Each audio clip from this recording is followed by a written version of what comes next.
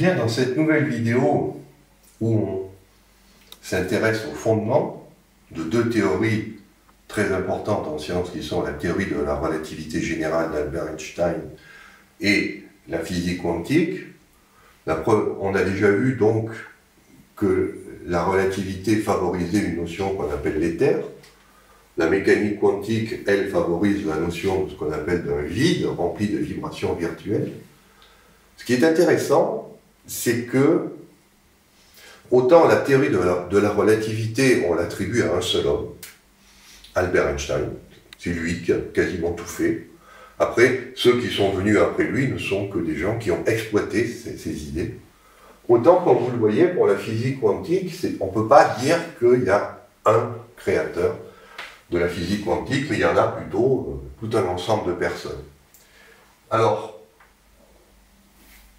comme après on va rentrer dans des considérations vraiment très profondes, je crois qu'il est intéressant de bien connaître ceux qui ont développé cet outil quantique. Pourquoi? Bien parce que Wiki, l'application que vous êtes en train de manipuler, met l'humain au centre des préoccupations et pas la physique ou la médecine. Ce qui nous intéresse, c'est les hommes, et la physique, elle est faite par des hommes. Donc il est intéressant de connaître ces hommes, quelles ont été leur histoire. Alors on ne va pas non plus y passer des heures, mais au moins savoir qui étaient ces personnes.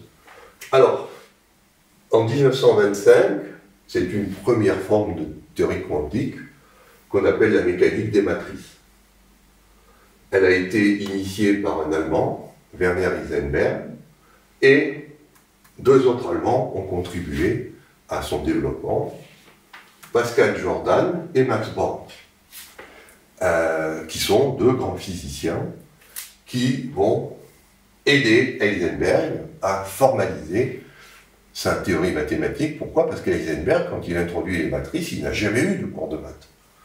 Il a eu l'intuition que c'était comme ça qu'il fallait décrire la réalité, et donc il va faire appel à des gens qui, eux, connaissent le calcul matriciel, qui a été développé au XIXe siècle par des mathématiciens. Heisenberg, en fait, si vous voulez, il redécouvre péniblement un calcul matriciel qui a été mis au point 100 ans avant lui. Simplement, pas de chance, on ne lui avait pas enseigné.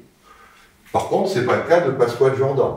Pascal Jordan, lui, est un mathématicien, il connaît bien le calcul matriciel, et c'est lui qui va aider Heisenberg à formaliser sa théorie, sa mécanique des matrices. Alors, Pascal Jordan, on n'en parle pas beaucoup. On parle beaucoup d'Heisenberg, mais on parle très peu de Pascal Jordan. Pourquoi? Bien parce que Pascal Jordan, finalement, on est dans les années 1930, il va devenir chemise brune et adhérer au parti nazi. Et on a donc rayé son nom de la physique. Non pas parce que il a pourtant énormément contribué à la théorie quantique, mais le fait qu'il est trempé dans le nazisme, on a décidé de le supprimer, de rayer son nom de la carte des physiciens. Vous voyez, ça c'est le côté humain, c'est-à-dire que c'est pas parce qu'on est bon en physique théorique, on peut aller vers des horreurs telles que le nazisme, et être fasciné par cette idéologie. Max Born, il va aider non seulement Heisenberg, mais aussi Schrödinger. Je vais vous expliquer pourquoi, parce que Schrödinger, qui est une autre grande figure de la physique quantique, c'est lui qui a mis au point la mécanique ondulatoire. Mais je vous montre ici qui était Schrödinger. Schrödinger, il était chimiste à la base. Il n'était pas physicien. Et puis, ensuite, il est devenu botaniste. Il s'intéressait aux plantes. Et puis, en étant botaniste, il était fou de grammaire et de peinture italienne. C'était sa passion, c'était pas la physique, sa passion, c'était la grammaire et la peinture italienne. Et surtout, c'était un coureur de jupons. Dès qu'il voyait une fille qui lui plaisait, ben, il courait après. Il avait un petit carnet noir où il notait les dates de rencontre de chaque conquête féminine, et puis les dates où il avait couché avec. Vous voyez sur son carnet, aujourd'hui, tel jour, telle heure, j'ai réussi. I've done it. C'est-à-dire qu'il avait réussi à séduire une jeune fille et à coucher avec elle. Et dès que la jeune fille était enceinte, il se précipitait pour en trouver une autre. Et il abandonnait la jeune fille qui était enceinte. C'est le père de la mécanique ondulatoire. Et toutes ces idées, il les doit à Louis de Broglie. Si Louis de Broglie n'avait pas soutenu sa thèse avant Schrödinger, Schrödinger serait resté à étudier les plantes et à courir les jupons. C'est des choses qu'il faut savoir. Alors, notre bras Schrödinger, par exemple, on sait qu'en 1926, il écrit donc ce qu'on appelle une équation d'onde. En fait, il prend la propagation de la lumière et la généralise. Et quand il fait ça, on sait très bien qu'il va partir dans une station de ski en Autriche, à Rosa, et qu'il va amener avec lui, ben, évidemment, sa dernière conquête féminine. Et puis il emmène trois choses. Il emmène bien sûr la thèse de Louis de Broglie, qui est la base qui va lui permettre de faire la mécanique ondulatoire. Il amène des notes sur les travaux d'Einstein et des bouts de pièces. Pourquoi? Ben parce qu'une fois qu'il a fait ce qu'il avait à faire avec sa maîtresse, c'est noté dans les registres de l'hôtel qu'il y a des nuits torrides, eh bien, il va formaliser sur le papier. Alors, ce qui est bizarre, et là, bon, c'est comme ça, hein, c'est qu'on a toujours le petit carnet noir de Schrödinger où il notait tout ce qu'il faisait, son journal personnel, mais que ces fameux 3 jours de week-end dans une station de ski autrichienne, la page qui concerne ces 3 jours a été arrachée. Ce qui fait qu'on ne sait pas le nom de la maîtresse de Schrödinger qui l'a accompagné. Donc on sait qu'il n'était pas seul, on sait qu'il a fait l'amour comme une bête durant ces 3 jours, mais on ne sait pas avec qui. Ce qui évidemment pose des problèmes pour certaines personnes, parce qu'il y a certains gens qui disent, bah oui, mais c'est peut-être la dame qui a fait la théorie, et pas lui. De fait, quand on voit son parcours, ben voilà, on peut se poser des questions. Alors ensuite, il va y avoir, en 1927, on a deux théories, la mécanique des matrices et la mécanique ondulatoire. Comme j'ai déjà eu l'occasion de vous l'indiquer dans une autre théorie, Heisenberg déteste Schrödinger, Schrödinger déteste Heisenberg. Donc, et pourtant, ils font tous les deux une théorie de l'atome d'hydrogène qui colle, qui tient la route. Comment une théorie où on a des matrices infinies peut coïncider avec une théorie où on a des ondes qui vibrent? Ça va être le rôle de Paul Dirac de résoudre tout ça, toujours en compagnie de notre nazi préféré, Pascual Jordan, il est encore là, parce qu'il est mathématicien, donc il va aider tous ces physiciens à formaliser leurs idées. Max Born aussi va intervenir, pourquoi? Parce que Schrödinger, quand il fait son équation d'onde, on lui pose la question, mais c'est quoi ton truc là, cette onde de probabilité? Et Schrödinger, il est incapable de répondre. Parce qu'encore une fois, il est chimiste et botaniste, fasciné par les cuisses des filles, et quand on lui dit, tu as fait une théorie, mais c'est quoi cette fonction d'onde? Il ne sait pas. Et c'est Max Born qui va lui dire, écoute, Erwin, si tu prends ta fonction là, elle est complexe, tu mesures, tu multiplies par le complexe conjugué, tu obtiendras la probabilité de présence de l'électron. Mais Schrödinger, lui, était convaincu que ce n'était pas la probabilité de présence, que c'était directement la fonction d'onde donnait directement la densité électronique, alors que non, il faut l'élever au carré. Voilà, donc vous voyez que la physique quantique fait appel bien à des hommes et pas simplement à des êtres complètement déconnectés des choses matérielles. Alors, ça je ne l'ai pas dit tout à l'heure, mais Werner Heisenberg, c'est aussi quelqu'un d'intéressant. Il était lui aussi passionné de poésie, et on sait qu'il était un excellent pianiste, et qu'il a conquis sa femme en lui jouant au piano le mouvement lent du trio en sol majeur de Beethoven. Voilà, on a voulu séduire qu'à ça. Sa compagne, il se met au piano, il lui joue le trio lent de Beethoven, et la nature fait ce qu'elle a à faire. Les deux tombent dans les bras et tout va bien. Un petit mot sur Dirac. Lui, il était passionné de jardinage et de science-fiction. Voilà.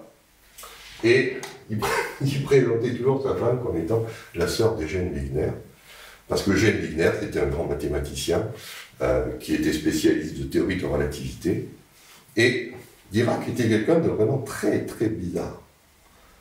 C'est quelqu'un, par exemple, quand il a reçu son prix Nobel, il a fallu aller le chercher derrière un rideau pour qu'il le reçoive, parce qu'il ne voulait pas rentrer sur la scène.